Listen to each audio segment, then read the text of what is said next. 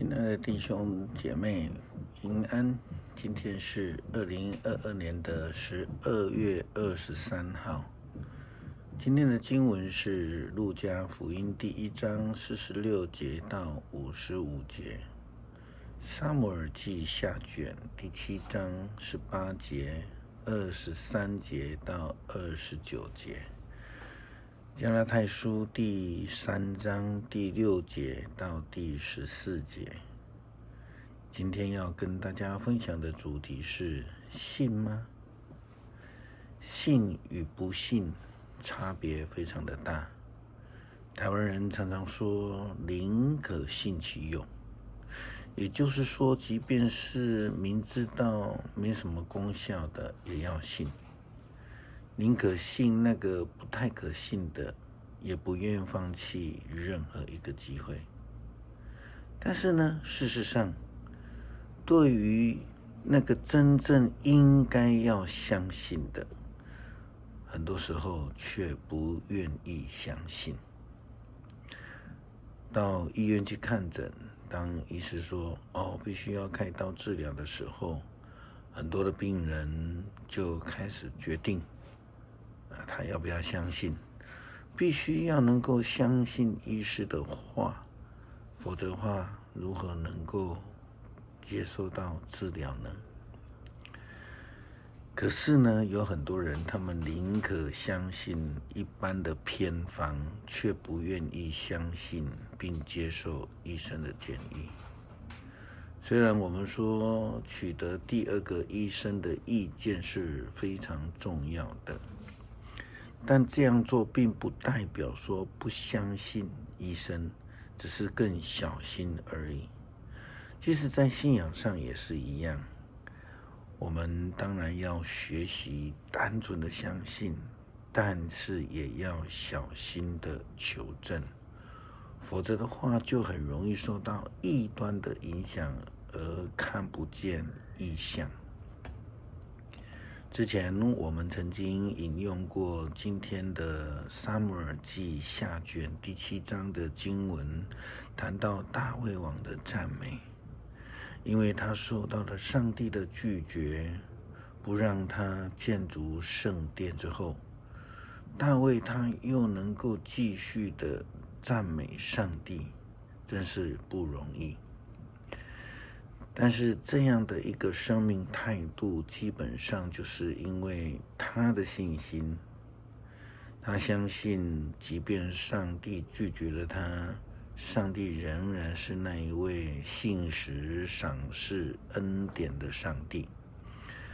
大卫说，至高的上主啊，你为我所做的一切，我真不配得，我的家族也不配得。大卫亲身经历上帝对以色列民族国家的保守，他们曾经面对强敌非利士人的军队，以及他们的大将军歌利亚。又根据以色列人的历史，上帝让以色列国脱离埃及为奴役的生活，释放他们出埃及。就如同诗篇126篇大卫的赞美说道，上主带我们返回锡安的时候，我们像是做了一场梦，我们欢笑，我们快乐歌唱。别的国家就议论说，上主为他们成就了大事。是的，上主为我们成就了大事，我们多么快乐呀！上主啊，求你把我们带回故土，像鱼把水带回干枯的河道。愿含泪撒种的人都欢呼收割，带着种子流泪出去的人要抱着禾捆欢乐的回来。这是形容那被掳归回的一个情境，也因为以色列人他们曾经相信他不但得到救赎，更是越来越强盛。成为一个众所周知的强国。他们因为相信上帝，上帝就让以色列国成为一人之国。大卫又说到，世上没有一个国家像以色列，你救以色列人民脱离奴役，使他们做你自己的子民。你为他们做了伟大的奇异的事情，使你的名声远播全世界。你从埃及释放出来的子民，无论什么时候、地方，你都把异族和他们的神明赶走。你使以色列永远做自己的子民，而你，上主啊，你做他们的上帝。因此，大卫更是将自己的国家后代交托在上帝的手里。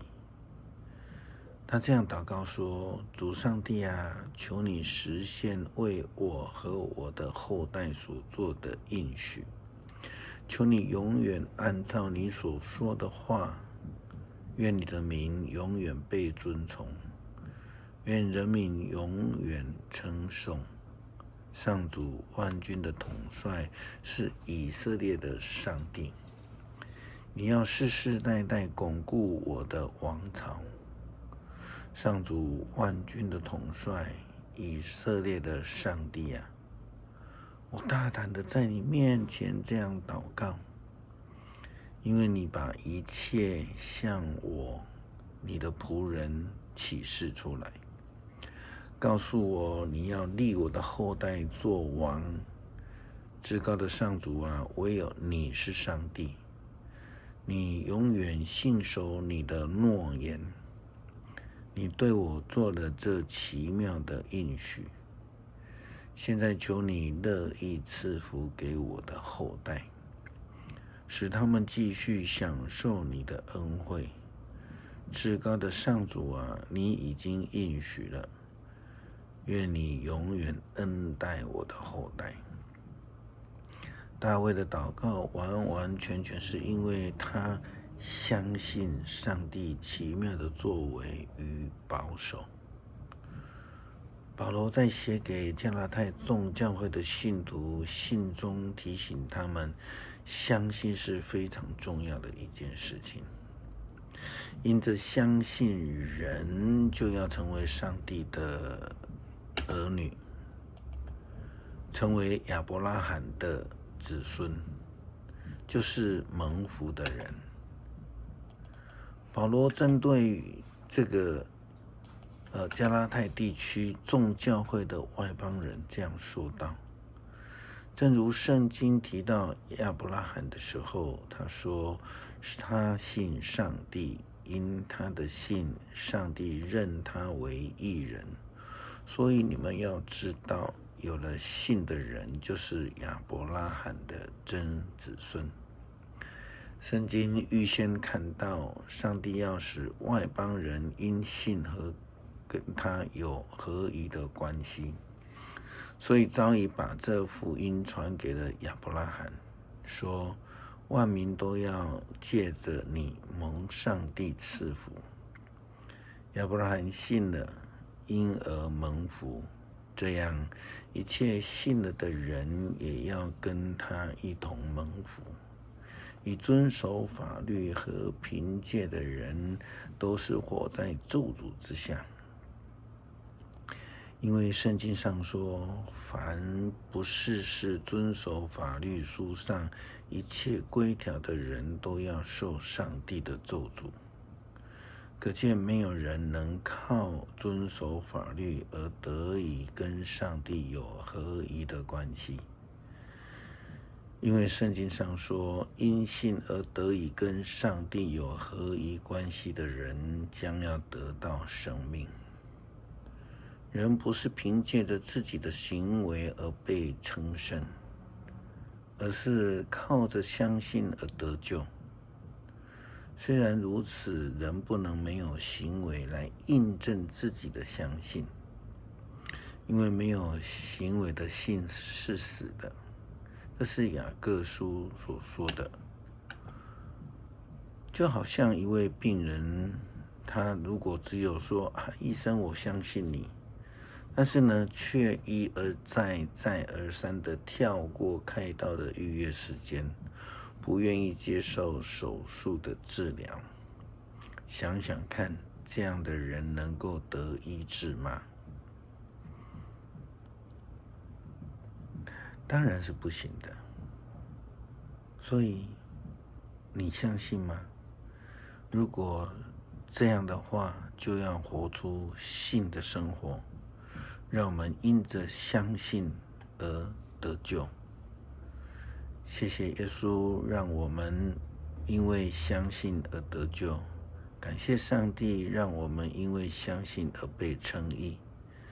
求上帝帮助我们坚定我们的信心，使我们能够因信得救。祷告是奉主耶稣基督的圣名求，阿们。